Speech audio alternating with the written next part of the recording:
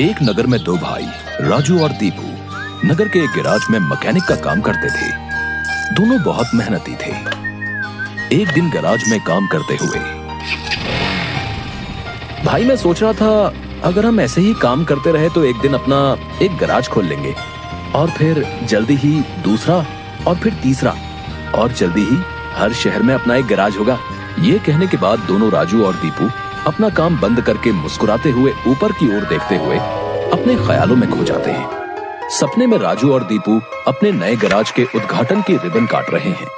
तभी पीछे से उसकी पीठ पर कोई धक्का देता है और दोनों घबरा के सपने से बाहर आते हैं। राजू के बगल में उसकी गैराज का मालिक, ग्रे शर्ट, काले पैंट, सिमटे हुए बाल और आंखों पे चश्मा। तुम दोनों से एक काम सही से नहीं होता। कल एक गाड़ी तुम लोगों ने बना के दी थी, ग्राहक का फोन आया था, उनकी गाड़ी से धुआं निकल रहा है और रास्ते में बंद हो गई है। ये 1 महीने में तुम्हारी 8वीं शिकायत है। मैं तुम दोनों को अभी काम से निकालता हूँ। निकल जाओ मेरे गैराज से। मालिक, पर यह भी तो हो सकता है उसकी गाड़ी खराब हो। हमने तो ठीक से ही काम किया था। खराब गाड़ियों को ठीक करना ही हमारा काम है। निकल जाओ यहाँ से। और मालिक दोनों को धक्के मार के बाहर निकाल देता है। राजू और दीपू अपने छोटे से कमरे की बिस्तर पर हैं। सामने की दीवार पर विष्णु भगवान की तस्वीर टंगी है। दीपू राजू से, भाई हम हर जगह मन लगा के काम करते हैं, फिर भी हमें हर जगह से निकाल दिया जाता है। किसी को हमारी कद्र ही नहीं। हाँ भाई, यहाँ किसी को हमारी कद्र नहीं है। चल किसी दूसरी जगह जाते हैं, वहाँ शायद हमारी कीमत हो। भाई पर हम वहाँ करेंगे क्या? याद है माँ कहती थी कि भगवान का नाम लेने से सब मिल जाता है। हाँ चल सामान बांध, अब हम यही करेंगे। भगवान का नाम लेंगे और पैसे कमाएंगे। वो कैसे? अरे हम बाबा बन के लोगों को ज्ञान देंगे और उनसे पैसे लेंगे। वो तो ठीक है, पर हम लोगों को क्या ज्ञान देंगे? अरे वही जो माँ हमें देती थी। तू ज्यादा सवाल मत कर, सामान बांध। हम राजा सूर्यदेव के चंपक नगर जा रहे हैं। चंपक नगर में राजू और दीपू गेरुए धोती और गेरुई शॉल में, कंधे तक बाल, गले में रुद्राक्ष की माला, पैरों में खड़ाऊ, कंधे पे लटकी मटमैली गठरी, कलाइयों में बंधी रुद्राक्ष की माला, एक बड़े बरगद के पेड़ के नीचे बने चबूतरे के सामने। ये राजा सूर्यदेव का चंपक नगर है। हम यहीं से शुरू करेंगे। दीपू सुन, आज से तेरा नाम दीपू नहीं दीपेश्वर है, समझा? और मैं एक सिद्ध योगी। मैं यहाँ बैठता हूँ और ध्यान करता हूँ। तू नगर में जाके ये खबर फैला कि एक सिद्ध योगी आए हैं जो हर समस्या का हल देते हैं। ठीक है, मैं जाता हूँ।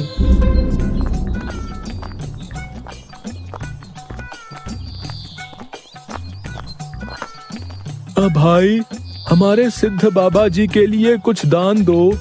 ये कौन से बाबा हैं और कहाँ हैं? बड़े सिद्ध बाबा हैं, उनके पास हर समस्या का हल है।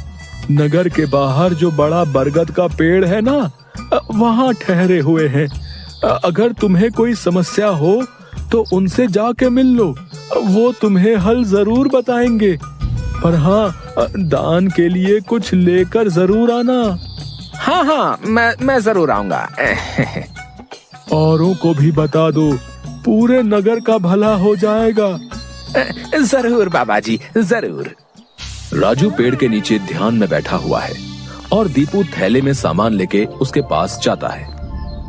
मैंने नगर में खबर फैला दी है, जल्दी ही लोग यहाँ आते होंगे। तुम तैयार रहो।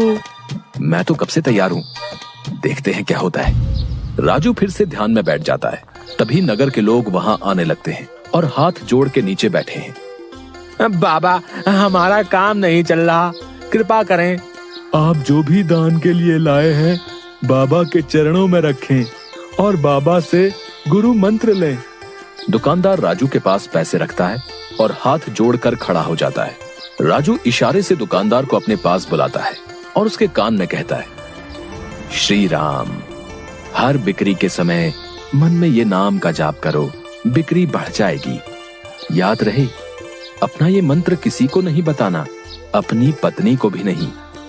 जैसी आपकी आज्ञा बाबा जी।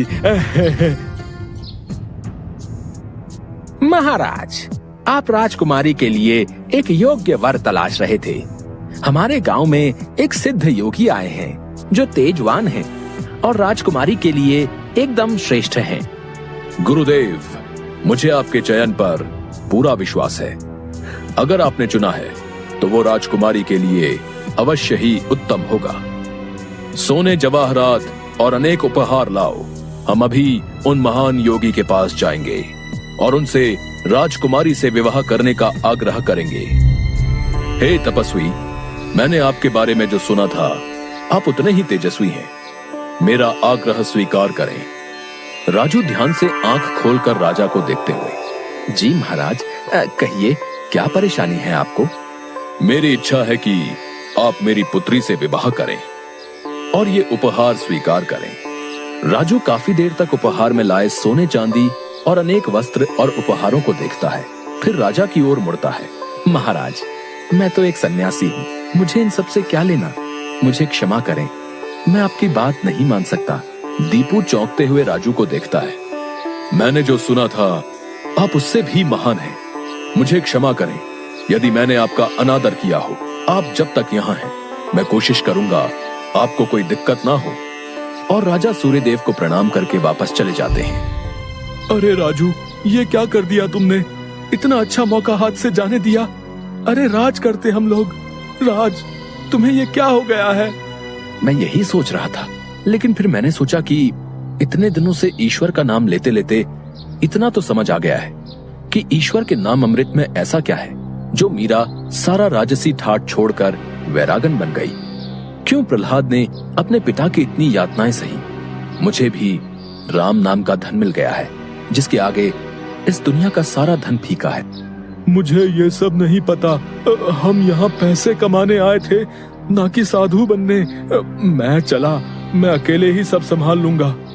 तुम्हें जो ठीक लगे करो, पर अगर किसी मुसीबत में फंस जाओ, पूरी श्रद्धा से ईश्वर का नाम लेना, तुम्हारी मुसीबत दूर हो जाएगी। तुम्हारा दिमाग खराब हो गया है। इतनी आसानी से मुसीबत दूर होती तो सभी खुश होते।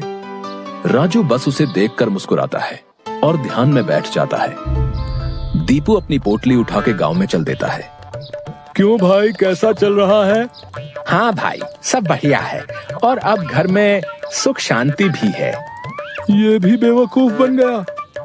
राजू है तो चालाक। उसने ऐसी युक्ति की कि कोई उस पर सवाल नहीं उठा सकता। कुछ राशन दान करो। जरूर। दुकानदार राजू के थैले में चावल डालने जाता है। तभी दीपू, ये क्या दे रहे हो? इतनी मिठाइयाँ और मेवे तुम्हारी दुकान में है और तुम ये कच्चे चावल दे रहे हो? इनमें से कुछ दो। पर बाबा तो ये सब नहीं कहते। तुम्हें क्या करना है? जितना कह रहा हूँ वो करो। दीपू आगे जाता है और जोहरी की दुकान में दुकानदार से, और भाई जोहरी, कैसी चल रही है दुकानदारी? बाबा की कृपा से सब बढ़िया चल रहा है। कहिए क्या सेवा करूं? बाबा के लिए कुछ दान दो।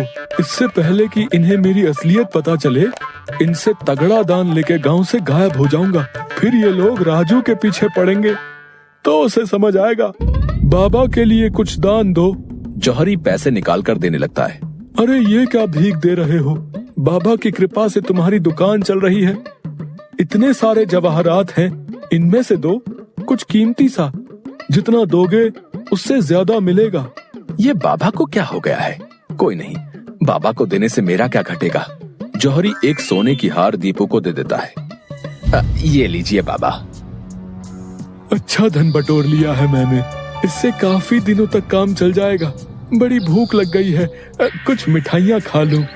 दीपू एक पेड़ के नीचे बैठ के मिठाइयाँ खाने लगता है। तभी वहाँ 4 डाकू, चेहरे पे नकाब, काले कपड़े और हाथ में छुरी लेकर आ जाते हैं। जो कुछ भी है वो हमें दे दो, नहीं तो हम तुम्हें मार डालेंगे। दीपू डर से अपनी पोटली उन्हें दे देता है। तभी डाकुओं के सरदार का नकाब खुल जाता है। दीपू उसे देख लेता है। अब तुझे मरना होगा क्योंकि तूने मेरा चेहरा देख लिया है। हे भगवान, ये क्या हो रहा है? कैसे बचूं इनसे? भागने की कोशिश की तो ये लोग पकड़ लेंगे। क्या करूं? तभी उसे राजू की बात याद आती है। अगर किसी मुसीबत में फंस जाओ, पूरी श्रद्धा से ईश्वर का नाम लेना, तुम्हारी मुसीबत दूर हो जाएगी। दीपू आंखें बंद कर घुटने पर बैठकर, हे नारायण मेरी रक्षा करो, हे नारायण मेरी रक्षा करो। डाकू का सरदार दीपू को उठाकर, सुन, राजा के सिपाही हमारी ओर आ रहे हैं, इसलिए तुझे छोड़ रहे हैं। अगर तूने किसी को हमारे बारे में बताने की कोशिश की तो तुझे जिंदा नहीं छोड़ेंगे। ये ले अपनी पोटली। डाकू भाग जाते हैं। दीपू सामने से सिपाहियों को आते देख मन में, हे नारायण, मुझसे भूल हुई जो मैं राजू की बात को समझ नहीं पाया। मैं राजू के पास वापस जा रहा हूँ और उसके साथ रहकर आपके ध्यान में अपना जीवन बिताऊंगा। मुझे माफ कर दो राजू, मैं ईश्वर के नाम की महिमा को नहीं समझ पाया, पर अब मैं समझ गया हूँ और तुम्हारे साथ ईश्वर के नाम का धन कमाना चाहता हूँ। राजू दीपू को गले से लगाता है